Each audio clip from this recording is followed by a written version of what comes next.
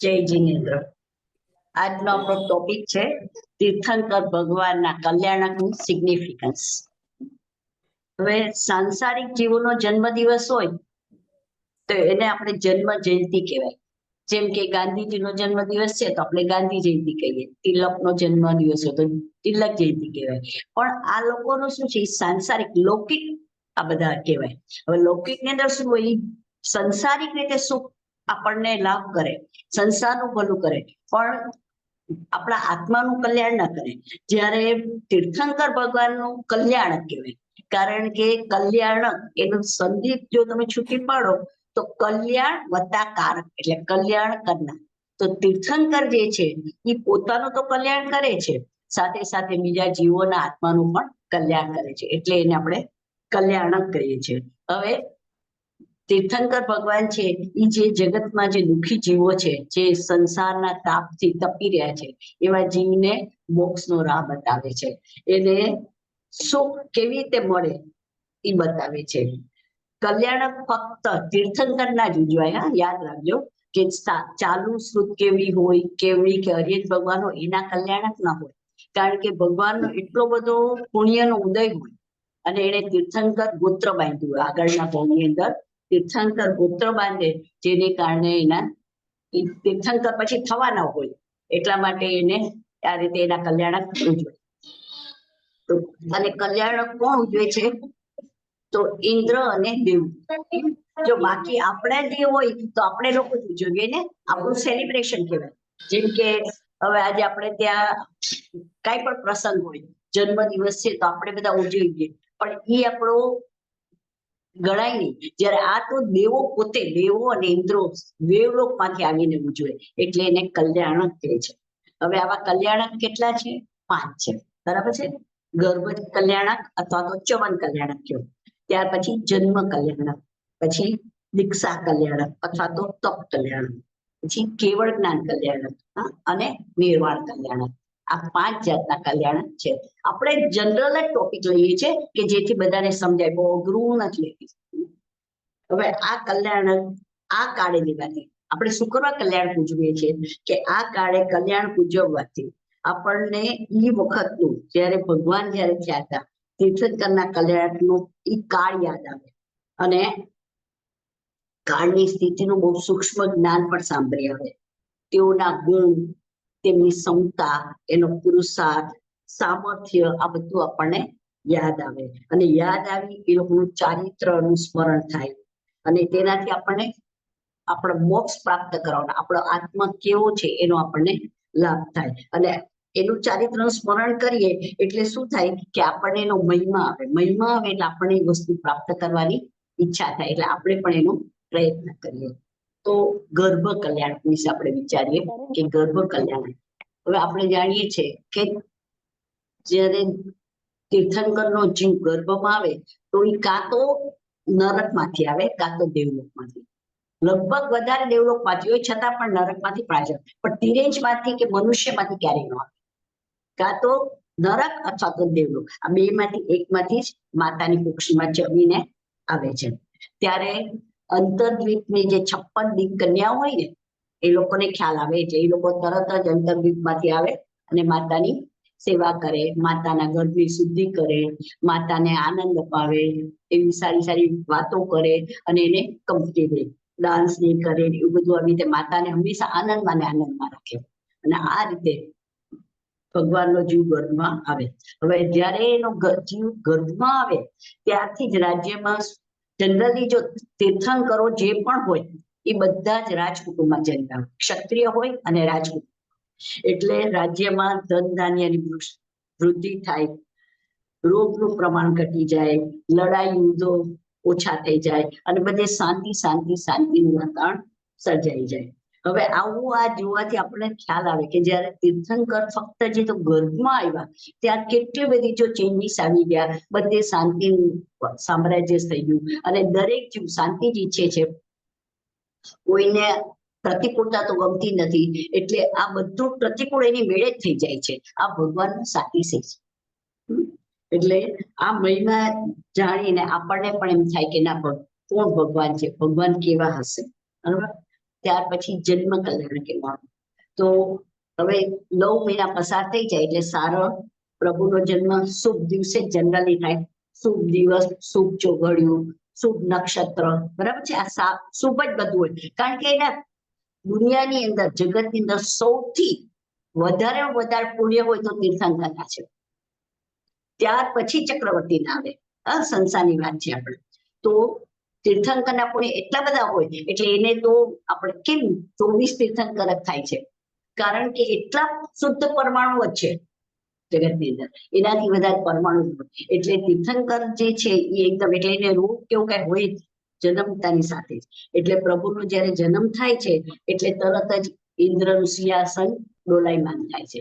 ડોલાયમાન થયું એટલે ઇન્દ્ર ઉપયોગ મૂકીને જુએ. ઉપયોગ મૂકવો એટલે શું, કે પોતાના આત્મામાં સ્થિર થાય. એટલે એ તો અવધિજ્ઞાની છે જ. અવધિજ્ઞાની હિસાબે એને ખ્યાલ આવે કે હવે પ્રભુનો જન્મ અહીંયા આ ક્ષેત્રે અહીંયા આગળ થયો છે. એટલે તરત જ પ્રભુનો જન્મની જાણ થતા જ ઇન્દ્ર પોતાના બીજા અન્ય દેવો સાથે પૃથ્વી પર આવે છે. હવે પૃથ્વી પર આવે તો એને જો અમસ્તા દેવો ક્યારે પણ પૃથ્વી પર ના આવે. ખાલી જે હલકી કોટીના દેવો હોય ને, વૈકૃત દેવો કેવા, એ જ જનરલી મૃત્યુલોકમાં આવે, બાકી કોઈને. કારણ કે મૃત્યુલોક કેટલે દૂર હોય ત્યાંથી જ લોકોને એટલી દુર્ગંધ આવે ને કે દેવો કોઈ દિવસ પૃથ્વી પર આવે જનરલી. એમાં આમાં સારા દેવ ઇન્દ્રની તો ન જ આવે. તો પણ જયારે ભગવાનનો જન્મ થાય છે એટલે તરત જ ઇન્દ્ર બધા દેવોને લઈ અને જન્મોત્સવ કરવા માટે પૃથ્વી પર આવે છે. એની સાથે ઇન્દ્રાણી પણ હોય છે. અને ઇન્દ્રાણી આવી રીતે 12 તીર્થને પોતાના ખોળામાં લઈ, અને ત્યાં તો ઇન્દ્રાણી કોઈને બાળક તો છે જ નહીં ને, કારણ કે વૈકૃત શરીર છે. એટલે લોકોને આ વિવેક તો છે જ નહીં. એટલે એને એટલો બધો આનંદ થઈ જાય છે, કારણ કે બાળકને હાથમાં લઈને બાળકનો અનુભવ કરે છે. એટલે એને ખૂબ આનંદ આવે છે. અને 12 તીર્થને લઈને એની માતા આગળથી લઈ અને ત્યાં આગળ લોકો શું કરે કે પોતાની લબ્ધિથી એક બીજું એના જેવું જ સેમ કૂતરું પાણી આગળ મૂકી દે અને માને ગાઢ નિંદ્રામાં સુવડાવી તીર્થંકરની માતાને. અને આ બાળકને લઈ અને એ લોકો મેરુ પર્વત પર જાય છે. ત્યારે ઐરાવત હાથી હોય. ઐરાવત હાથી એટલે ખરેખર હાથી ના હોય, પણ દેવો જે વૈકૃત શરીરથી પોતાનું રૂપ બદલાવી નાખે અને ઐરાવત હાથી બને. તો ઐરાવત હાથી કેવો હોય કે એને 1000 તો સૂંઢ હોય, અને દરેક સૂંઢ પર દેવ દેવીઓ નૃત્ય કરતા હોય. આ ઐરાવત હાથી પર એને લઈ જાય ક્યાં, ઠેઠ મેરુ પર્વત પર. મેરુ પર્વત પર એને લઈ જાય અને ત્યાં આગળ પંડનગન શિલા છે. મેરુ પર્વત 1 લાખ યોજનનો છે. એમાં સૌથી ઉપર આ શિલા હોય. એમાં છે ને 4 શિલા છે. એમાં આપણા ભરત ક્ષેત્રના જે તીર્થંકર છે ને એનો અભિષેક પંડનગન શિલા પર થાય છે. તો આ પંડનગન શિલા પર જઈ અને એનો અભિષેક કરે છે. અભિષેક કરે છે ત્યારે ક્ષીર સમુદ્રના પાણી મંગાવે છે. હવે એ કેટલા, 1008 કડા. હવે એક ગળો છે ને એનો મોઢાનો જે વ્યાસ જો તો એ કેટલો, 1 યોજનનો. 1 યોજન એટલે 14.4 કિલોમીટર. હા, એટલો મોટો એ હોય. અને એનાથી એને 1008 ગળાથી ભગવાનને અભિષેક કરે છે. હવે અભિષેક કરે ત્યારે ઇન્દ્રના મનમાં એમ થાય છે કે અરે આટલું નાનું તરતનું જન્મેલું બાળક આટલા બધા પાણીથી કેવી રીતે સહન કરી શકશે. હવે એને તો મનમાં વિચાર કર્યો, પણ ભગવાન તો અવધિજ્ઞાની હોય એટલે ભગવાન તરત ઇન્દ્રના મનની વાત જાણી જાય છે. એટલે એની ટચલી આંગળીથી મેરુ પર્વતને ટચ કરે છે. તો મેરુ પર્વત જે કોઈથી ડોલાયમાન ન થાય, જરા પણ ડગે નહીં, ચલે નહીં, તો એવો મેરુ પર્વત ત્રીજું થયો. એટલે ઇન્દ્ર તરત સમજી ગયા કે આ ભગવાન મારા મનની વાત જાણી ગયા છે. એટલે તરત જ ભગવાનને ક્ષમા માંગે છે કે મારાથી આવો વિચાર થઈ ગયો. અને મેરુ પર્વત પર આ રીતે એનો અભિષેક થાય છે. હવે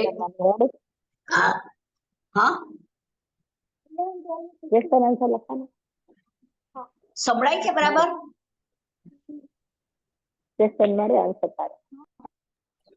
સંભળાય છે બરાબર, સંભળાય છે. તમે ચાલુ રાખો.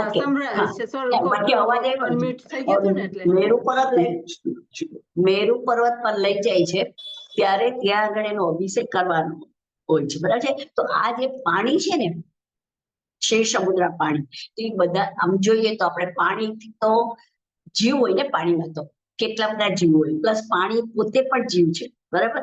તો જીવનો ઘાત થાય તો પાપ લાગે, પણ ક્ષીર સમુદ્રનું પાણી કેવું છે? શુદ્ધ અને અચેતન, એટલે એની અંદર જીવ ન હોય, જેને કારણે પાપ ના લાગે. એટલે આ પાણીથી ભગવાનને અભિષેક કરે તો પાપ ના લાગે, બરાબર. અને આ પાણી પાછું કેવી રીતે છે કે બધા દેવો આમ એક પછી એક આવી રીતે ઉભા હોય, બધા હાથ આમ પકડીને ઉભા હોય. તો હવે હાથની અંદર એ પાણી જે પડે ને એ લઈ લે, જેને કારણે એક ટીપું પણ પાણી નીચે ન પડે. આટલું બધું પાણી હોવા છતાં એક ટીપું પણ પાણી નીચે ન પડે, એટલે બધું આવી રીતે ચીલાઈ જાય. આ રીતે ભગવાનને અભિષેક કરે છે. અને અભિષેક કર્યા પછી ઇન્દ્ર એને જુએ છે, એને વસ્ત્રો ને બધું પહેરાવે, અને ઇન્દ્ર એને આમ એટલું બધું એને આમ ભાવ આવી જાય છે કે સહસ્ત્ર આંખને પલકારો માર્યા વગર આમ ભગવાનની સામે જોયા કરે છે અને નૃત્ય કરે છે. એટલો બધો એને આનંદ આવે છે. અને આ રીતે ભગવાનનો અભિષેક કરી ભગવાનનો જન્મ ઉત્સવ માણી અને પછી પાછું એ પૃથ્વી પર આવી જાય છે અને માતાને પાછું સોંપી દે છે. અને આ રીતે ભગવાનનો જન્મોત્સવ ઉજવાય છે. હવે ત્યાર પછી ભગવાનના જે વસ્ત્રો ઘરેણા એ બધું, જો ભગવાનના વસ્ત્ર ઘરેણા એ બધું ભગવાનનું દેવલોકમાંથી જ આવે.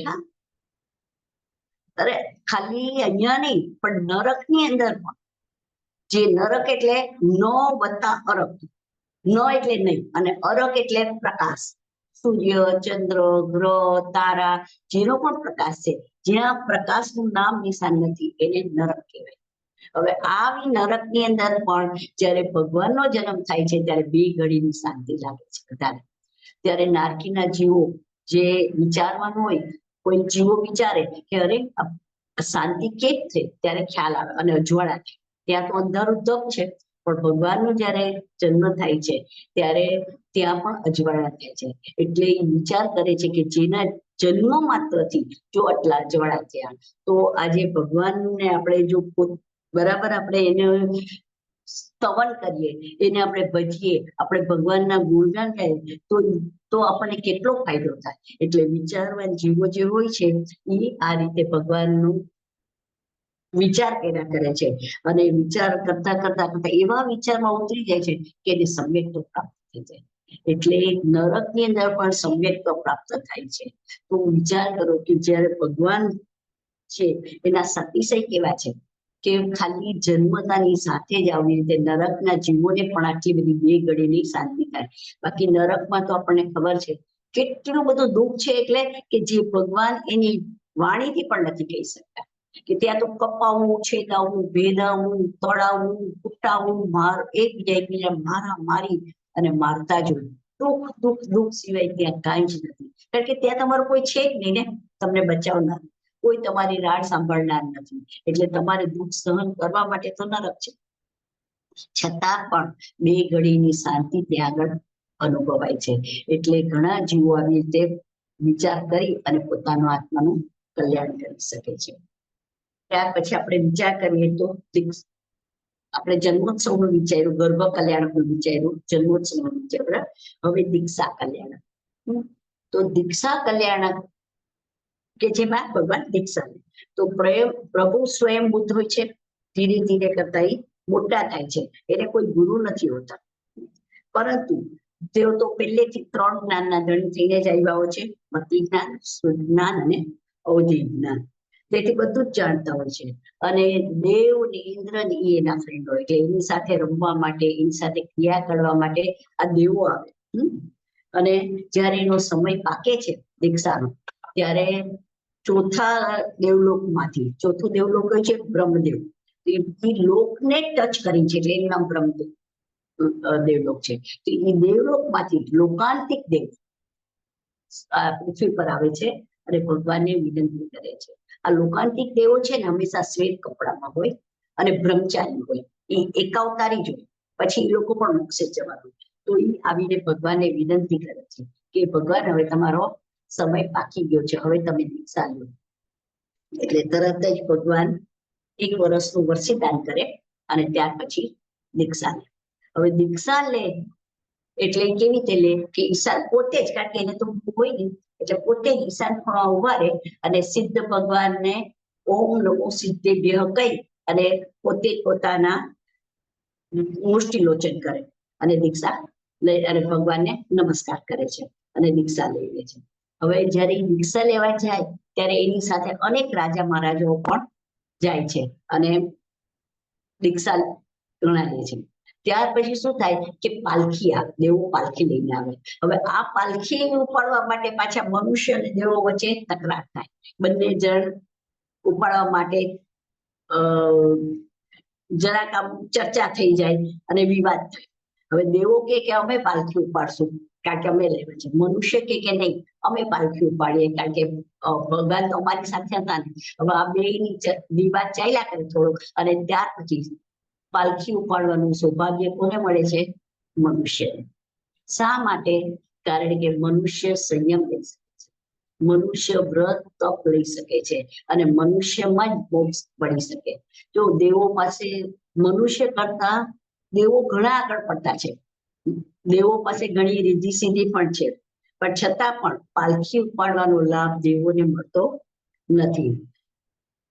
એની પાસે લબ્ધિઓ પણ ઘણી હોય છે દેવો પાસે, છતાં પણ પાલખી ઉપાડવાનો લાભ તો ખાલી મનુષ્ય જ પ્રાપ્ત કરે છે. તો આ શું બતાવે છે આપણને કે દેવો કરતા પણ મનુષ્યનું પુણ્ય વધારે છે. મનુષ્ય ધારે તો એ અધમાં અધમ હોવા છતાં પણ પોતે પોતાના આત્માનું કલ્યાણ કરી પુરુષાર્થ કરી અને મોક્ષને પ્રાપ્ત કરી શકે છે. જેમ કે આપણને ખબર છે કે અર્જુન માળી કેવો હતો, રોજના 7 કુંભ હતો, છતાં પણ જ્યારે મહાવીર ભગવાનને મળ્યો તો એને ખ્યાલ આવ્યો અને એને પોતે બધું છોડી દીધું અને 6 મહિના એવું વ્રત કર્યું, એટલું તપ કર્યું કે 6 મહિનાની અંદર એને મોક્ષ પ્રાપ્ત કેવળ જ્ઞાન થઈ ગયું. એની રીતે ચંડકોશી સાપ એટલો ઝેરીલો હોવા છતાં કોઈને એના ખાલી ફૂફાણા માત્રથી માણસ મરી ગયો, છતાં પણ ભગવાનના સંપર્કમાં આવવાથી એ પણ તરી ગયા. એવી રીતે રોહિણીનો ચોર કે જે ખૂબ જ ચોરી કરતો અને એનો બાપ ચોરનો લીડર અને એને વચન આપ્યું મરતી વખતે કે તારે ગમે તેવું થાય ક્યારે પણ ભગવાનની વાણી સાંભળવાની નહીં, છતાં પણ આજે એને થવાકાળ નિમિત્ત પડ્યું અને જ્યારે ત્યાં રસ્તા પરથી જતો હતો ત્યારે એના કાનમાં ભગવાનની વાણી જાય છે કે દેવોને પડછાયો ન આવે. બરાબર? અને દેવો જે છે એ ક્યારે પણ આવી રીતે એને પડછાયો એને હોય નહીં તો એને ખ્યાલમાં આવ્યું કે દેવોની માળા ક્યારે કરમાય નહીં. તો આના ઉપરથી જ્યારે ખરેખર એની પરીક્ષા થાય છે, અભયકુમાર કરે છે ત્યારે સમજી ગયો અને એને પોતાને ખ્યાલ આવ્યો અને ફસાણો નહીં તો એ બચી ગયો ને. ત્યારે રોહિણીઓ વિચાર કરે છે કે ભગવાનને એક વાક્યથી પણ મારી જિંદગી બચી ગઈ તો ભગવાનનો હું જો દાસ થઈ જઈશ તો કેટલી મારી હું આગળ આવી જઈશ, મારા જીવનનું સાર્થક થઈ જશે અને એ પણ આવી રીતે બદલાઈ ગયું. જ્યારે દેવો આ બધું ગમે એટલું જાણે છે સમો સરળ આ બધા કલ્યાણો ઉજવવાનો લાભ તો દેવોને મળે છે, છતાં પણ તેઓ મોક્ષને પ્રાપ્ત કરી શકતા નથી. તો આ આપણે શું સમજાવે છે કે આપણે ગમે તેવું થાય આપણે પોતાના આત્માનું કલ્યાણ કરવા માટે ભગવાનનું કલ્યાણ આપણે ઉપયોગી થાય છે. કારણ કે આપણે આ બધું વિચારીએ તો જ આપણે આપણા આત્માનું કલ્યાણ કરી શકીએ. જ્યાં સુધી આપણે આ સમજશું નહીં, જ્યાં સુધી જાણીએ નહીં ત્યાં સુધી આપણે ઉદ્ધાર થવાનો જ નથી. એટલે આ રીતે આપણને સમજાવે છે. ત્યાર પછી દીક્ષા લીધી, દીક્ષા લઈને પછી ભગવાન તો એકલા વિચારવા મંડી જાય છે અને 28 મુનિ દશા ધારણ કરે છે. હવે મુનિ દશા ધારણ કરે એટલે તરત જેવી દીક્ષા લે ને એટલે ભગવાનને ચોથું મનોપર્ય જ્ઞાન ઉત્પન્ન થાય. 3 જ્ઞાન તો હતા, હવે મનોપર્ય જ્ઞાન આવી ગયું એટલે 4 જ્ઞાનના ધણી થઈ ગયા અને એટલી બધી સંયમમાં આગળ વધે છે, ખૂબ શીલ ચારિત્ર પાડે છે અને 28 મૂળગુણનું પાલન કરે છે. હવે 28 મૂળગુણમાં કયા કયા આવે છે?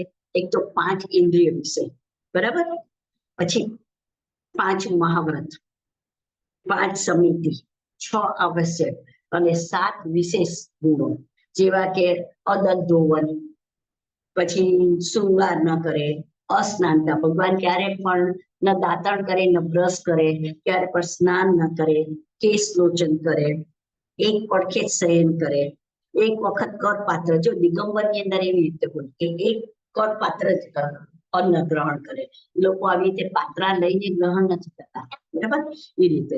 અને નગ્નતા હોય, આવા બધા ગુણોનું ખૂબ જ એટલું બધું રીતે સખત રીતે પાલન કરે, ચુસ્તતાથી, જરા પણ એમાં બાંધછોડ ન હોય, આ રીતે કરી અને આ બાહ્ય અને આંતરિક જે ગ્રંથિ છે, ગ્રંથિ એટલે ગાંઠ, ગાંઠ એટલે અહીંયા કઈ બીજી કોઈ ગાંઠ નથી, પણ આ રાગ દ્વેષની ગાંઠ. કારણ કે કોઈ પણ માનવ હોય તો અત્યારે તો કસાઈથી ભરેલો જ હોય, તો એ રાગ દ્વેષની ગ્રંથિને છેદે છે, અને ગ્રંથિ છેદે એટલે રાગ દ્વેષનો ક્ષય થાય. અને પછી ધીરે ધીરે નો કર્મ એટલે કે શરીર સંયોગ, પછી ભાવ કર્મ એટલે રાગ દ્વેષ, અને દ્રવ્ય કર્મ એટલે આ છે જે આપણા કર્મ છે ને, જ્ઞાનાવર્ણ્ય, દર્શનાવર્ણ્ય, મૌન, બધાનો ધીરે ધીરે ઘટાડો કરે છે. જેમ જેમ એનો સંયમ વધતો જાય, જેમ જેમ આગળ ચારિત્ર વધતા જાય, એમ એમ આ બધું ઘટતું જાય.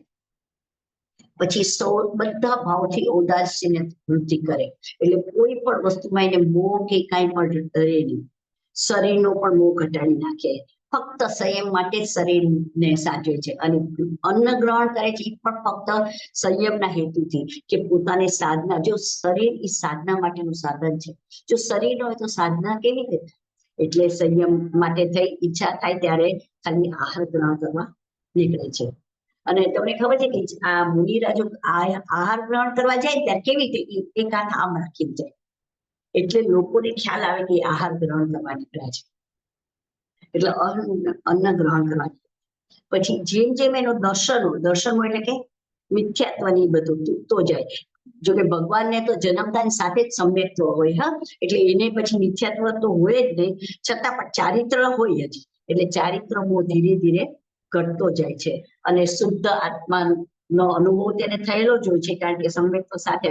બાકી કોઈ પણ જીવ સમ્યક્ત્વ લઈને ના જાય, એક પર્યાયમાંથી બીજા પર્યાયમાં જાય, અથવા તો મરણ થયું અને પછી બીજી પર્યાયની અંદર જાય ને, ત્યારે જો સમ્યક્ત્વ હોય તો પણ એ ત્યારે વયું જાય, પછી પાછું પ્રયત્ન કરીને એ પ્રાપ્ત કરે, પણ લઈને ના જાય. પણ ભગવાન જે છે એ સમ્યક્ત્વ સાથે જ જન્મે છે, એટલે ધીરે ધીરે હવે આ સમ્યક્ત્વ હતું એમાં જેમ જેમ સંયમ આગળ વધે એમ એમ પછી એને શુદ્ધ આત્માનો અનુભવ વધતો જાય, અને મન વચન કાયાના યોગ પર વિજય પ્રાપ્ત કરે. ભગવાને જો કહ્યું શું કે આટલું તપ કરી અને બધી ઇન્દ્રિયો પર કાબુ મૂક્યો, ઇન્દ્રિયનો જય કર્યો અને મન ઉપર કાબુ મેળવ્યો. આ 6 વસ્તુ પર કાબુ એને મેળવ્યો, જેથી કરીને જીન બન્યા.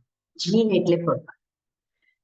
અને ગમે તેવા ઘોર પરિસર હોય કે પછી ઉપસર્ગ આવે, એમાં પણ એ ડરે નહીં, એકદમ શાંત ભાવે, એકદમ સૌમ્ય મુદ્રાથી જ બધું શાંત ભાવે સહન કરી લે, સમતાથી સહન કરે, અને આત્માની સ્થિરતામાં જરા પણ ફરક ના પડે. અને એ તો જો સિંહ કે વાઘ કે કોઈ આવે તો એમ સમજે કે આ તો મારા મિત્ર છે, એને મારા શરીરની જરૂર છે, એને ખોરાકની જરૂર છે, તો એ લઈ જાય. મને તો મારું શરીર જોતું જ નથી, કારણ કે મારે તો મારા આત્માની પ્રાપ્તિ કરવી છે, અને આત્મા તો શરીર વગરનું છે, એવું વિચારી અને એકદમ ખુશ રહે છે, એને જરાય ભય નથી હોતો. ત્યારે આપણને જો ભય હોય છે દરેક વસ્તુનો, એટલે એને આત્માની સ્થિરતામાં બિલકુલ ફરક ન પડે. પ્લસ શરીરને પોતાનું માનતા જ નથી, એટલે નિસ્વરૂપમાં એ સ્થિર રહી શકે છે. અને સ્થિર એટલે કેવા સ્થિર હોય કે આજે હરણ ને કોઈ પણ આવે ને તો એ જુએ તો એને એમ થાય કે આ તો પથ્થર પડ્યો છે, એટલે એને ખંજવાળ આવે તો એના પીઠ પર પોતાનું શરીર ખંજવાળે. આટલા તો સ્થિરતા એ લોકોમાં હોય. અને ઇન્દ્રિયના 5 વિષયમાં ક્યાંય લોપાતા નથી. 15 પ્રકારના પ્રમાદ કયા કયા છે? 5 ઇન્દ્રિયના વિષય, 4 કસાય, 4 વિકથા, નિંદ્રા અને સ્નેહ. આ 15 પ્રકારના પ્રમાદ ઉપર એમાં પણ એ જરા પણ ક્ષોભ પામતા નથી, અને કોઈ પણ જાતના પ્રતિબંધ વગર ઉદય પ્રમાણે એની વર્તના હોય છે. એને જ્યાં વિચારવું હોય ત્યાં ગમે, પણ એના ઉપર કોઈ પ્રતિબંધ, એ કોઈ દિવસ કહીને ન જાય કે અત્યારે હું આ ડાયરેક્શનમાં જાઉં છું, કે અહીંયા આગળ હું હવે વિહાર કરું છું, એ રીતે એનું ન હોય. એને જ્યાં પણ ઠીક લાગે ત્યાં એની મેળી નીકળી જાય. ક્રોધ, માન, માયા, લોભ જેવા કસાયો નબળા પાડી દે છે.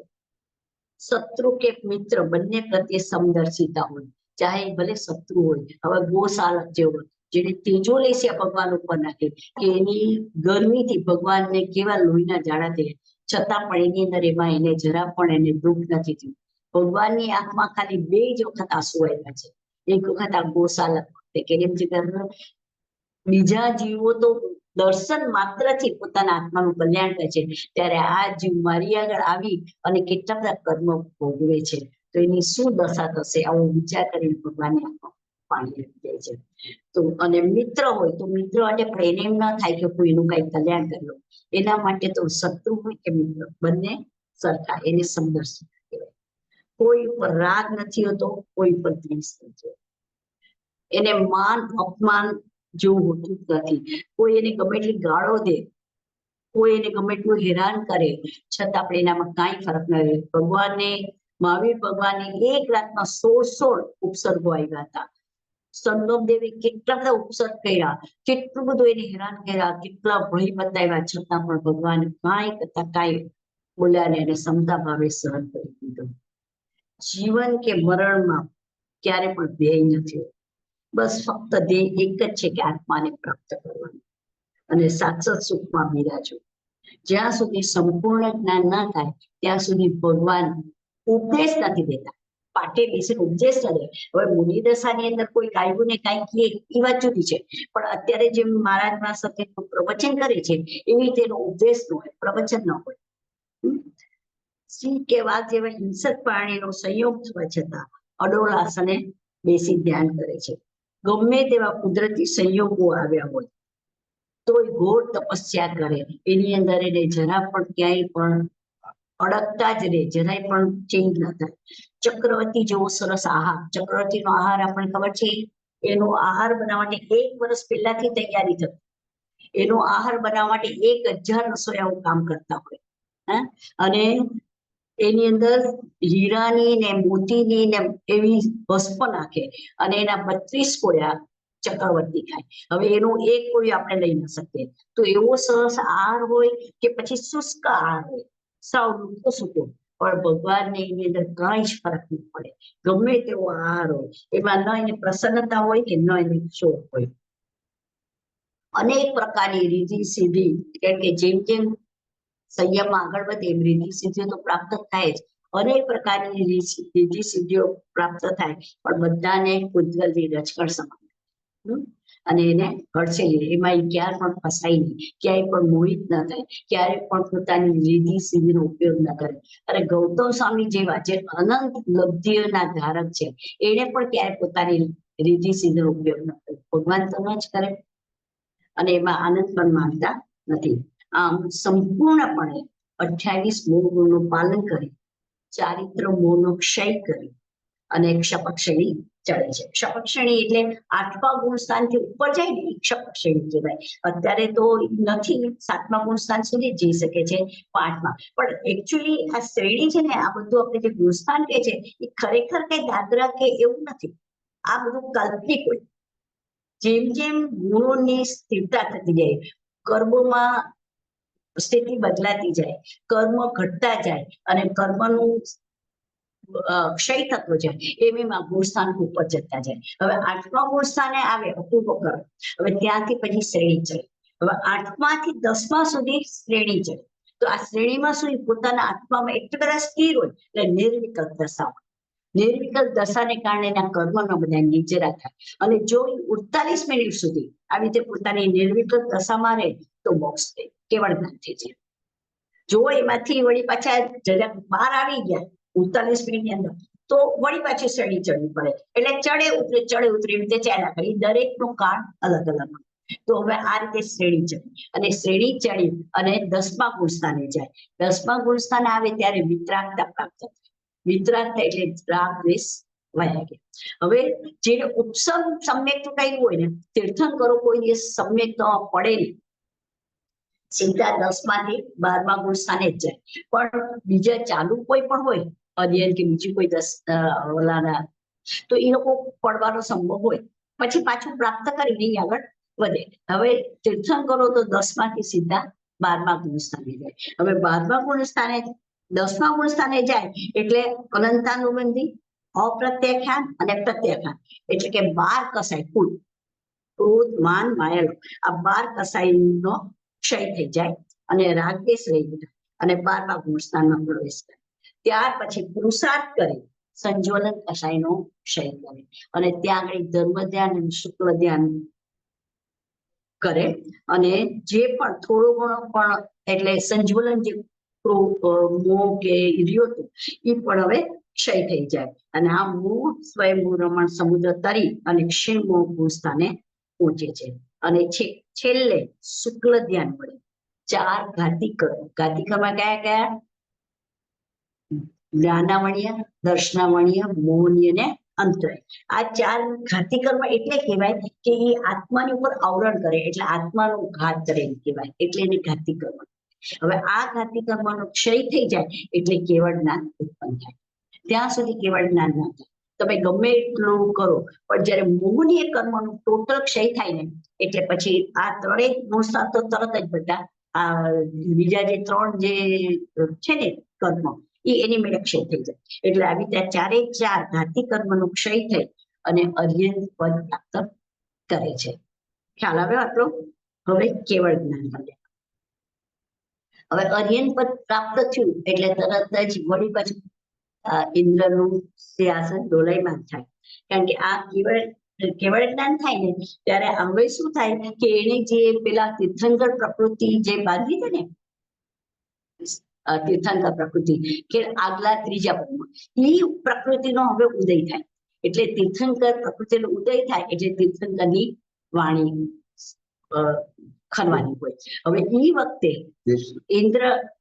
ઇન્દ્રનું સિંહાસન ડોલાયમાન થાય છે એટલે ઇન્દ્ર ઉપયોગ મૂકી જુએ એટલે એને તરત ખ્યાલ આવે કે ભગવાનને હવે કેવળ જ્ઞાન થયું છે એટલે કેવળ જ્ઞાન થાય એટલે વળી પાછું તરત કુબેરને કહી અને સમોસરણની રચના કરે હવે આ સમોસરણ ક્યાં રચાય જ્યાં ગાઢ મિથ્યાત્વ હોય ને અન્ય ધર્મીના લોકો રહેતા હોય ત્યાં જ સમોસરણની રચના થાય અને આ સમોસરણને 3 ગઢ હોય છે બરાબર છે 1 યોજન મોટું હોય હવે સમોસરણની અંદર 12 પરિષદ હોય જેની અંદર દેવ દેવી મનુષ્ય મનુષ્યાણી તિર્યચાણી આ રીતે બધા જ બેસે અને ભગવાન વચ્ચે બેઠા હોય હવે સમોસરમાં ચડવા માટે 20,000 પગથિયા પણ એનો અતિશય એવો છે કે ગમે એટલે આ પગથિયા ચડે પણ જરાય થાક ના લાગે નહીતર આપણે કોઈ પણ પગથિયા ચડતા આપણે 10, 20, 50 પગથિયા ચડીએ તો આપણે થાકી જઈએ પણ અહીંયા આગળ થાક ના લાગે અને આ ભગવાનને 4 મુખ દેખાય ભગવાનના એટલે દરેક જગ્યાએથી કોઈ પણ જોઈએ તેને બરાબર ભગવાનનું મોઢું જોઈ શકે અને કેવળ જ્ઞાન થાય એટલે તરત જ પછી ભગવાનની ઓમકાર વાણી છૂટે જેને આપણે દેશના કહીએ છીએ હવે આ ઓમકાર વાણી જે છે ને એ કેવી હોય નિરક્ષરી હોય છે ઓમ છૂટે હવે આ જે ઓમકાર વાણી છે એને જીલે કોણ ત્રિપદી કહેવાય અને એને ગણધર જ જીવી શકે આપણે લોકો સામાન્ય માણસ સમજી શકે દરેક પોતાની વાણીમાં સમજી જાય પણ કહેવાનો ટોટલ ભાવાર્થ જે છે એ ન સમજી પણ આ ગણધર જે છે એ ગણધરી વાણી છે એટલે તો ભગવાનની મહાવીર ભગવાનની વાણી કેમ મોટી નીકળી કારણ કે ગણધરની હાજરી જ્યારે ગૌતમ સ્વામી આવ્યા અને ત્યાર પછી જ એની વાણી છૂટી અને ગણધર પછી પોતાના જ્ઞાન કારણ કે ગણધર પણ આવી રીતે જ્ઞાનીઓ છે એ 7મા પુરસ્તાનો 6ઠા 7મા પુરસ્તાન અને એ પછી ભગવાનની વાણી છૂટે એમાંથી પછી આની આગમની રચના કરે ગ્રંથ એને રચ્યા રીતે સૂત્રથી હવે ઓમકાર વાણી આવી રીતે છૂટે પછી ઓમકાર વાણીનો પ્રભાવ એવો હોય કે એ વખતે કોઈને કોઈના ઉપર વેર ના આવે સિંહ ને બકરી સાથે બેસે સાપ ને લોઢો સાથે બેસે પણ કોઈને કોઈની ઉપર વેર ના હોય બધા એકદમ મન પણ શાંત હોય ત્યાં કોઈને મરકી કે રોગ કે કાંઈ ન હોય મંદ વાયુ વાતો હોય એટલે તમને આકુરતા કે એવું કાંઈ ન થાય બસ શાંતિથી ભગવાનની સાંભળે અને ભગવાનની વાણી સાંભળે ત્યારે કોઈને કોઈ બીજો કોઈ એવો ઉપયોગ બીજે જાય જ નહીં બધા બહુ શાંતિથી સાંભળે અને આ એના અતિશય કહેવાય હવે આવા અતિશય આપણે જાણીએ તો આપણને એમ થાય ને કલ્યાણક આપણે ઉજવીએ આ કલ્યાણ ઉજવવાથી આપણને આ બધું ભગવાનના કલ્યાણ ઉજવીએ હવે જે કલ્યાણ ઉજવીએ ત્યારે આપણને એવી રીતે એ વસ્તુ સ્મૃતિમાં આવે એટલે દરેક કલ્યાણક આપણને કંઈક ને કંઈક બોધ આપે છે હવે આપણે નિર્વાણ કલ્યાણકની વાત કરીએ તો જ્યારે ભગવાનનો અંતિમ સમય આવે છે ત્યારે વાણીનો ધોધ બંધ થઈ જાય છે એટલે લોકો પણ સમજી જાય છે કે હવે ભગવાનનો ક્યારે આયુષ્ય પૂરું થશે કહી ના શકાય, પણ હવે એમ કે આયુષ્ય પૂરું થવાનું છે. એટલે અર્યન અત્યાર સુધી શું શરીર સાથે હતા એટલે સંયોગી કેવી કહેવાતા અને સંસારી કહેવાય, પણ હવે જ્યારે એનો નિર્વાણનો સમય આવે ત્યારે 14મા પુરુષાન આવે. 14મું પુરુષાન કેટલું છે? રસ્વ અ આ ઈ ઉ ઋ, એટલે 5 શબ્દ બોલીએ ને, આ બોલતા આપણે કેમ લાગે એટલા વખતમાં તો 14મું પુરુષાન પૂરું થઈ જાય. હવે આ 14મું પુરુષાન પૂરું થાય એટલે એના બાકીના જે 4 અઘાતી કર્મ હોય ને, કયા કયા? નામ, ગોત્ર, આયુષ્ય અને વેદી, આ ચારેય અઘાતી કર્મનો ક્ષય થઈ જાય અને ભગવાન નિર્વાણને પ્રાપ્ત કરે. કોઈકને એવું થાય કે આયુષ્ય પૂરું થઈ ગયું અને આ 3 કર્મ જો બાકી રહી ગયા તો એનો સમુદ્ઘાત થાય. સમુદ્ઘાત એટલે શું? કે આત્મા પોતાના મૂળ શરીરને છોડ્યા વગર એનો આત્મ પ્રદેશ બહાર ખેંચાય, શરીરની બહાર, અને આ બહાર ખેંચાય ને એટલે બાકીના જે કર્મ રહ્યા હતા આયુષ્ય સિવાયના, નામ, ગોત્ર અને વેદી, એ બધા ક્ષય થઈ જાય. અને આ સમુદ્ઘાત થતા 8 જ સમય લાગે. 4 સમય થતા 4 સમય પાછું એને અંદર આવતા, એટલે 8 સમયની અંદર તો પોતે પાછો આત્મ પ્રદેશ અંદર આવી જાય અને આ રીતે સમુદ્ઘાત થાય.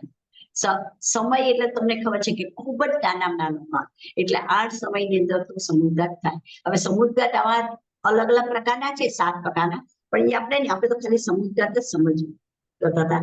હવે અજીતનાથ ભગવાન હતા ને બીજા આપણા તીર્થંકર, એને આવી રીતે સમુદ્ઘાત થયો. પછી આત્મા, કર્મ અને શરીર આ બેયને છોડીને સિદ્ધાલયમાં સમશ્રેણીએ સિદ્ધાલયમાં બિરાજે છે. હવે સમશ્રેણી કહેતા શું? કે જ્યાં આગળ બેઠા હતા જે પોઝિશનમાં, કાં તો પદ્માસનમાં હોય કાં તો ખડગાસનમાં, તો જે પ્રમાણે હતા એ જ અવસ્થામાં એ બરાબર ત્યાંથી બરાબર સિદ્ધ સમશ્રેણીએ સિદ્ધાલયમાં બિરાજમાન, અને એનું જે શરીર હતું એનું પૃથળ શરીર ત્યાં આગળ હોય. કારણ કે હવે એક પણ શરીર ન રહ્યા. અત્યાર સુધી શું હતું? કોઈ પણ જીવ હોય એને જો જીવતા હોય તો એ ઔદારિક શરીર, ને કાર્બન શરીર, એ તેજસ શરીર, આ 3 શરીર હોય. બરાબર છે? હવે જ્યારે મરી જાય માણસ ત્યારે એક ગતિમાંથી બીજી ગતિમાં જાય ત્યારે એને કાર્બન શરીર અને તેજસ શરીર જે એને ગતિ આપે, એટલે એનું જ્યાં આગળ પણ જવાનું હોય ત્યાં આગળ એ પહોંચી જાય, એટલે આ ગતિ જાણે. હવે સિદ્ધાલયમાં જાય છે તો ત્યાં એને કોણ ગતિ આપે? હવે અત્યારે તો એ અશરીરે બની ગયા, તો એની પાસે શરીર કે છે જ નહીં, કારણ કે ભગવાનનું કાર્બન શરીર, તેજસ શરીર બધું જોયું. તો એને જે કર્મો જે બધા ક્ષય કર્યા ને, આગળ જે એને ખૂબ પ્રયત્ન કરી અને આ બધા કર્મો ક્ષય, તો આ પૂર્વ પ્રયોગને કારણે એને ગતિ મળે છે. એટલે સીધું તરત જ એક સમયની અંદર ભગવાન નિર્વાણ પામીને એક સમયની અંદર સિદ્ધાલયમાં પહોંચી જાય છે. એટલે આ રીતે આમ કલ્યાણ પૂજવાથી તો આપણે વિચાર કરો કે કેટલી જો આત્માની શક્તિ કેટલી છે કે એક સમયમાં 14 રાજલોક સુધી પહોંચી. બરાબર? તો કલ્યાણ પૂજવાથી આપણને એનો સૂક્ષ્મ પુરુષાર્થ જે હતું તેમના અતિશય આ બધું ખ્યાલમાં આવે.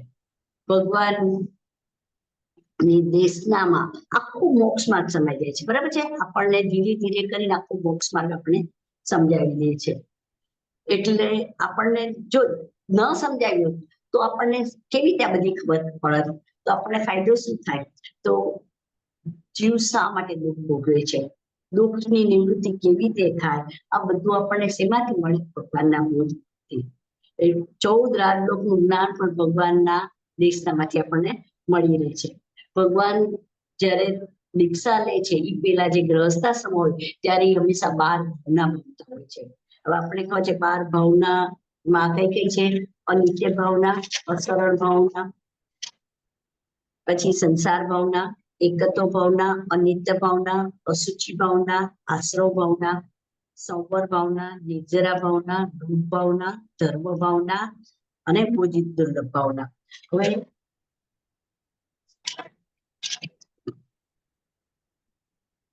તો આપણને 12 ભાવના દ્વારા ભગવાન શું સમજાવે છે? કે આ સંસારમાં બધું અનિત્ય છે અને અસરણ છે. જેનો સંયોગ છે એનો વિયોગ છે ને છે જ, કારણ કે આત્મા એક જ નિત્ય છે. જેની ઉત્પત્તિ ન હોય એનો વિયોગ તો થાય જ નહીં, કારણ કે એ નાશ ના પામે. બધું અસરણ છે, કોઈ કોઈનું કાંઈ કરી શકતું નથી, એવો આપણને પોતાને પ્રત્યક્ષ અનુભવ છે. કારણ કે કોઈ કાંઈ પણ માંગવું હોય કાંઈ, તો આપણે એનું દરદ નથી લઈ શકતા, આપણે એને આશ્વાસન આપી શકીએ છીએ. દરેક જીવ સ્વતંત્ર છે, પોતાનું કલ્યાણ પોતાને જ કરવાનું છે. ભગવાન કે ગુરુ કોઈને આશીર્વાદ આપે કે શ્રાપ આપે એવું કઈ છે જ નહીં, કે ભગવાનના આશીર્વાદથી આપણને મોક્ષ મળે એમ પણ નથી. પણ આપણો વિનય હોય, આપણા વિનય કારણે આપણે ભગવાનને આગળ માગીએ છીએ કે ભગવાન મને મોક્ષ આપો, ભગવાન મને સમૃદ્ધ થાય, પરંતુ ભગવાન આપે નહીં. ભગવાનને તો આપણને કીધું કે જે મેં કહ્યું છે એમ તું કર તો તને પ્રાપ્ત થશે. ત્રણેય કાળમાં એ શક્ય જ નથી કે ભગવાન આપણને શકે. તેથી અસરળતા જાણી આપણે પુરુષાર્થવંત બનવાનું છે.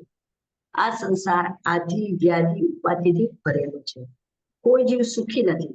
આપણને તો ફક્ત સુખનો ભ્રમ છે, આપણે એમ છે કે આપણે સુખી છે, પણ જો આપણે શાંત મનથી વિચાર કરતા જશું તો આપણને ખ્યાલ આવશે કે સુખ આવે છે સાથે દુઃખ લઈને જ આવે છે. 14 રાજલોકમાં બધા દુઃખથી ભળભળી રહે છે, એમાં જીવ એકલો આવ્યો અને એકલો પોતાના કરેલા શુભ અને અશુભ કર્મને લઈને જ જાય છે. એમાં કોઈ કોઈનો કરતા હતા નથી. આમ એકત્વ અને અન્યત્વ ભાવના ભાવવાની છે. અસુચિ ભાવના દ્વારા સમજાવ્યું ભગવાને કે આપણું શરીર અસુચિથી ભરેલું છે, મળ મૂત્રની ખાણ છે, બરાબર છે. 9 દ્વારથી અશુદ્ધિ એ આપણે નીકળ્યા કરે છે. શરીર એ વેદના કરવા માટેનું સાધન છે, તેથી આશ્રવ છોડી સંવન નિર્જરા કરવા પ્રયત્ન કરવાનો. 14 રાજલોકમાં કોઈ એવી જગ્યા નથી કે જ્યાં આ જીવે કે આ ક્ષેત્રે અનંતવાર જન્મ મરણ ના કર્યા હોય. દરેક 84 લાખ યોનિમાં જીવ ભટકી આવ્યો, પણ ક્યાંય સુખ કે શાંતિ મળ્યા નથી. તો હવે આપણે વિચાર કરવાનો કે શાંતિ કેમ મળે. વિચાર કરીએ નહીં તો જ્ઞાન ક્યાંથી થાય, અને જ્ઞાન વિના સુપ્રતીતિ એટલે કે શ્રદ્ધા ન થાય. શ્રદ્ધા ન થાય તો આપણે સમ્યક્ત્વ ન થાય, અને સમ્યક્ત્વ વિના સાચું ચારિત્ર ન આવે. ચારિત્ર ન આવે તો કેવળ જ્ઞાન ન થાય, અને કેવળ જ્ઞાન ન થાય ત્યાં સુધી તો આપણે સંસારમાં જીવવું પડે, મોક્ષ તો મળે જ નહીં. તેથી આપણે અંતર વિચાર કરી બાહ્ય વસ્તુ ઉપરથી હવે વૃત્તિ ઓછી કરી સત્વૃત્તિ કરવાથી આપણે નિર્જરા થાય. આપણે સતમાં જો રહીએ તો આપણે નિર્જરા થાય, અને ધર્મ થવાથી મોક્ષને પ્રાપ્ત કરી શકીએ. તેથી ભગવાને આ 12 ભાવના દ્વારા આપણને મોક્ષનું માર્ગ બતાવ્યો. તેમના કલ્યાણ ઉજવવાથી તેમને કરેલા પુરુષાર્થ આપણી સ્મૃતિમાં આવે, અને તેમનો કહેલો મોક્ષ માર્ગ આપણને સમજાય. તેથી આપણે પણ પુરુષાર્થ દ્વારા મોક્ષને સાધી શકીએ. આપણને ભગવાનનો ઉપકાર માનવાનું મન થઈ જાય, એમ થાય કે ભગવાને આટલો તો ઉપકાર કર્યો, જો ભગવાને ન કર્યો તો આપણે ક્યાંથી આ બધું પ્રાપ્ત કરી શકાય. અને અનેક જીવો નિર્વાણને પામ્યા, અનેક જીવો મોક્ષે ગયા, તો ક્યાંથી જઈ શકે. પ્લસ એક જીવ મોક્ષે ગયો ત્યારે આપણે આજે રાશિમાંથી બહાર આવ્યા, અવ્યવસ્થિતમાંથી આપણે ત્યારે વ્યવસ્થિતમાં આવ્યા, ત્યાર પછી આપણે અત્યારે પચેન્દ્રીમાં આવ્યા, તો એ ભગવાનના ઉપકારને કારણે છે. તો જો ભગવાન ન હોય તો આપણે આ બધું દુઃખમાંથી કોણ આપણા હાથ ઝીલત. એટલે આપણને એક એમ થાય છે કે ઓ શ્રી સદગુરુ કરુણા સિંધુ અપાર, આપ અમર પર પ્રભુ કર્યો અહો અહો ઉપકાર. પ્રભુના ઉપકારનો બદલો વાળવા આપણી પાસે એવી કોઈ વસ્તુ નથી કે જે આજે કોઈ આપણને કઈ ગિફ્ટ આપ્યું તો રિટર્નમાં આપણે ગિફ્ટ આપીએ છીએ, બરાબર. પણ અત્યારે હવે આપણી પાસે ભગવાને આત્મા આપણને સમજાયું, આત્મા આપણા હાથમાં હથેળીમાં મૂકી દીધો. હવે પ્રાપ્ત તો આપણે જ કરવા છે, તો આપણી પાસે તો એવી કોઈ ચીજ નથી કે આપણે ભગવાનને એની બદલી માટે આપી શકીએ. તો આપણે ભગવાનને ખાલી એટલું જ એશ્યોરન્સ કરી શકીએ કે હે ભગવાન, હું હવે તમારી આજ્ઞાને શિરોમાન્ય કરીશ. તમે જે રાહ બતાવો છો એ રાહમાં હું, એ જ પંથ પર હું આગળ ચાલી અને હું પણ મારા આત્માનું કલ્યાણ કરીશ, અને આપણે બતાવેલા માર્ગનું આરાધન કરીશ. આ ભગવાનના કલ્યાણકનું મહત્વ છે. કાંઈ પણ મારી ભૂલચૂક થઈ હોય તો અનંત સિદ્ધ કેવલી ભગવાન આપી શકશે. 10મી ઈચ્છા કાંઈ આમાં પ્રશ્ન હોય તો પૂછો.